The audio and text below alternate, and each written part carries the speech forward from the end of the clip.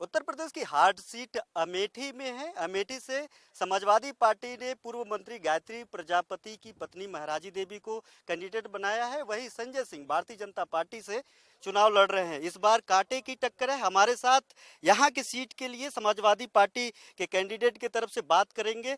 गायत्री प्रजापति के छोटे बेटे अनुराग प्रजापति हमारे साथ है। किस तरीके की लड़ाई है इस बार यहाँ पे, चूंकि यहाँ से एक अप्रत्याशित जीत आपके पिताजी ने पहले दर्ज कराए हैं। काफी नाम हुआ था पूरे प्रदेश में, हड़कंप मच गए थे भाई अमेठी से इतनी बड़ी सीट से एक पिछड़ी जाति का एक बड़ा चेहरा निकल करके सामने आ रहा है। देखिए, हम विकास के मुद्दे को आगे लेके चल रहे हैं और विकास के मुद्दे से ही हमें यहाँ से विजयी बनेंगे। और हमारे साथ अमेठी के गरीब जनता, नौजवान किसान हमारे साथ हैं और हमें यहाँ से विजयी बनाएंगे, हमें पूरा विश्वास है। लेकिन आरोप भी बड़ा अजीब तरीके के लगते हैं। आरोप इतने ऐसे ऐसे लगते हैं आप लोगों के परिवार पे, पिताजी पे, कि वो मुद्दा पूरे प्रदेश स्तर का मुद्दा बन जाता है। इस राजनीति का केंद्र बन जाते हैं। भ्रष्टाचार के नाम पे नाम लिया जाता है।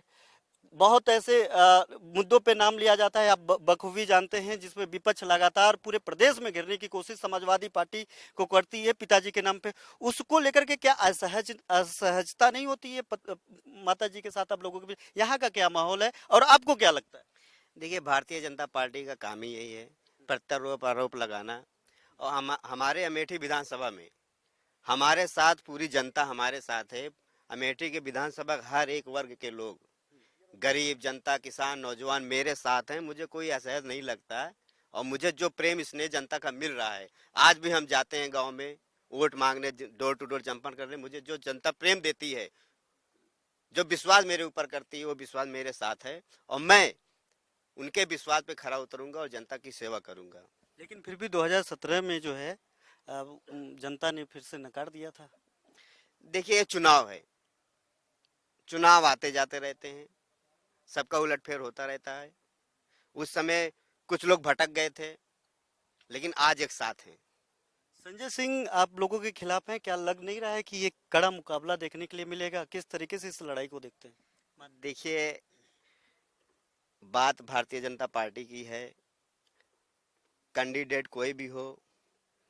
आप खुद देख रहे हैं, एक सांसद लड़ने वाला, राज्यसभा सांसद होने वाला व्यक्ति विधायकी चुनाव लड़ने आ रहा है। आप उनका अस्तित्व खुद समझ सकते हैं क्या है। अच्छा, दूसरी बात ये बात कि आप लोग लगातार ये कहते आते हैं कि पिताजी को जो जिस केस में भी पूरा प्रकरण चूंकि पुराना है बहुत, इसमें अंदरूनी नहीं जा रहे हैं। ये कहते हैं कि राजनीतिक षड्यंत्र के तहत फंसाया गया है। अब तो सजा याफ्ता भी हैं, सब लोग जानते हैं।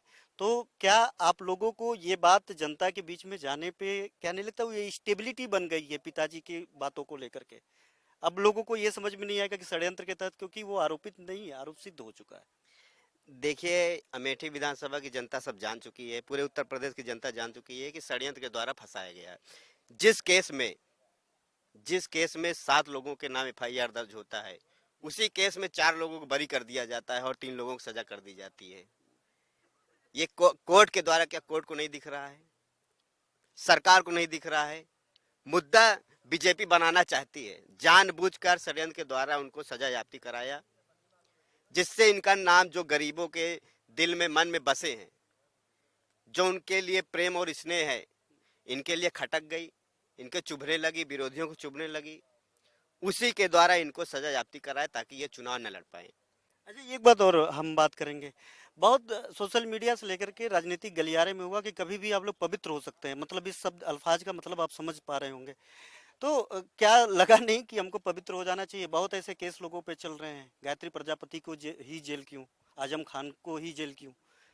देखिए, पवित्र बीजेपी को होना है। उनके यहाँ कितने, जब किसान के ऊपर गाड़ियां चढ़ा देते हैं, आज उनके बेल हो गई 4 महीने में। साफ साफ दिख रहा, कोर्ट के आरोप सिद्ध है, गृह मंत्री का बेटा आरोपी सिद्ध है, फिर भी उसको बेल दिया जा रहा है। तो पवित्र होने उनको होने की आवश्यकता है। मैं तो पवित्र हूँ, मेरे साथ मेरी जनता है, गरीब किसान मेरे साथ है, पूरे उत्तर प्रदेश की जनता मेरे साथ हो, जान चुकी है कि बीजेपी क्या करती है, झूठा आरोप लगाती है, निर्दोष व्यक्ति को दोषी ठहराती है। बहुत ऐसे लोग उधर ही जाकर के गंगा नहा लिया। आप लोगों को नहीं लगा कि व्यक्तिगत भी लाभ लेना चाहिए राजनीति के साथ साथ? अभी अभी कुछ दिनों पहले आप देखे होंगे बीजेपी के कितने विधायक और मंत्री, कैबिनेट मिनिस्टर समाजवादी पार्टी को ज्वाइन कर चुके हैं। आप खुद देख लीजिए, उनके यहाँ गंदगी थी या हमारे यहाँ? अगर गंदगी होती तो हमारे यहाँ ना आते। क्या लग रहा है इस बार सरकार बनेगी समाजवादी पार्टी की? जरूर बनेगी, मुझे पूरा विश्वास है। पूर्ण बहुमत में हम आएंगे। जिस तरह से हमारे राष्ट्रीय अध्यक्ष जी ने घोषणा की है, 350 प्लस हम जरूर आएंगे। अच्छा, हमारे साथ ये पिंटू जी भी हैं। पिंटू जी से ही बातचीत होती रहती है हम लोगों की जब यहाँ के बारे में, जब चूंकि मीडिया प्रभारी भी हैं कुछ ऐसे। क्या लग रहा है आपको जब लोगों के बीच में जा रहे हैं, गायत्री प्रजापति का जो फेस है लेकर के जाने में असहज महसूस कर रहे हैं कि उनकी पॉपुलैरिटी का फायदा ले रहे हैं?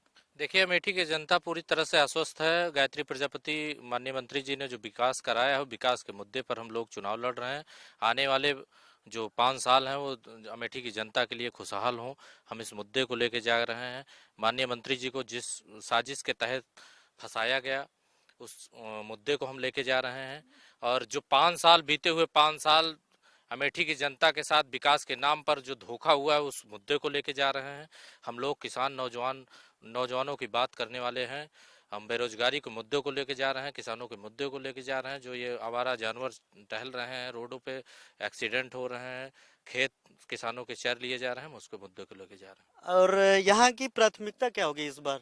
बताते हैं कि जो है गायत्री जी ने बड़ा काम किया था, लोग ऐसा बोलते हैं, आप लोग भी बोलते हैं। और बड़ा जिस तरीके से अमेठी उपेक्षित थी उसको लेकर के काफ़ी काम किए थे। जैसे कि ये राजनीतिक हलचल जब गलियों में जब इसकी चर्चा होती है अमेठी की, तो ये माना जाता है कि जब से गायत्री प्रजापति, लोग कहते हैं कि चाहे कैसे भी रहे लेकिन गायत्री प्रजापति अमेठी के लिए एक भगवान की तरह थे, गरीबों के लिए भगवान की तरफ थे। ये मैं अपने मीडिया में तारीफ नहीं करना चाह रहा हूँ, मैं उनकी बातें बता रहा हूँ। क्या लग रहा है कि वो चीजें फिर इन 5 सालों में नहीं हो पाई, या फिर आगे अब तो है नहीं, किस तरीके से करेंगे आप लोग? इसका अंदाजा माननीय गायत्री प्रसाद प्रजापति जी की पॉपुलैरिटी और उनके चाहने वालों का अंदाजा इसी से लगाया जा सकता है कि जो राज्यसभा सांसद हुआ करते थे, जो कैबिनेट मंत्री हुआ करते थे, केंद्रीय कैबिनेट मंत्री, उनको जो है भाजपा ने ऐन मौके पर नामांकन से 2 दिन पहले, 48 घंटे पहले उतारने की कोशिश, और उसको वो मास्टर स्ट्रोक बता रहे हैं। जो आपको बता दूं कि यहाँ जो है अमेठी में जो रेलगाड़ी है, रेलगाड़ी का इंजन माननीय मंत्री जी के साथ दौड़ रहा है जनता के रूप में, और अकेले दौड़ रहा है। उस पर कोई भी ट्रैक पे कोई है ही नहीं। ये लोग अपने अपने जो इज्जत बचाने, जैसे आदमी कहता है, जमानत बचाने के चक्कर में पड़े हुए हैं। कोई भी लड़ाई में दूर दूर तक नहीं है, क्योंकि अमेठी की जनता गायत्री प्रजापति का विकास 5 साल बीते हुए 5 साल में देख चुकी है। और डिफरेंस अंतर आ गया है कि राज परिवार में और अमेठी की जनता, जो आम आदमी होता है, आम आदमी के विकास में और राज परिवार के विकास में कितना डिफरेंस होता है। इसलिए अमेठी की जनता पूरी तरह से महाराजी प्रजापति को जिताने के लिए तत्पर और उत्सुक है। बहुत शुक्रिया बात करने के लिए। आप थे हमारे साथ पिंटू यादव, और इसके पहले हम जो बात कर रहे थे, गायत्री प्रजापति के सबसे छोटे बेटे अनुराग प्रजापति थे हमारे साथ। बता रहे हैं राजनीतिक षड्यंत्र के तहत गायत्री जी को फंसाया गया है। उनके नाम को लेकर के लोग तो भले जा रहे हो, लेकिन अमेठी की जो जनता है मन बना चुकी है कि हमको चुनाव जिताएगी और महाराजी देवी को विधायक बनाएगी। कैमरामैन शहनवाज के साथ घनश्याम निशांचर से स्वराज एक्सप्रेस न्यूज, अमेठी।